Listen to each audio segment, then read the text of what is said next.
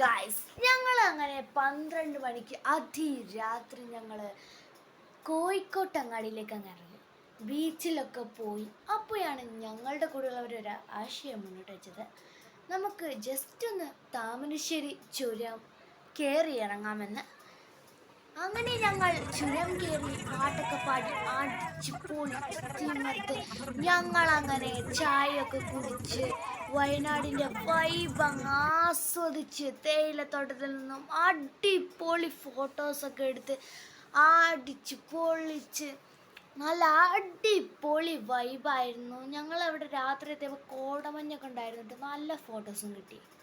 ഞങ്ങൾ രാത്രി അങ്ങ് പോയിട്ട് പിന്നെ ഞങ്ങൾ പിറ്റേന്ന് 9:10 മണിക്കാണ് ഞങ്ങൾ വീട്ടിലെത്തുന്നത്. അത്ര അടിച്ച് പൊളിച്ച് നല്ല കോടമഞ്ഞൊക്കെ ഉണ്ടായിരുന്നു. രാത്രി അടിപൊളിയായിരുന്നു, വൈബായിരുന്നു, സെറ്റായിരുന്നു.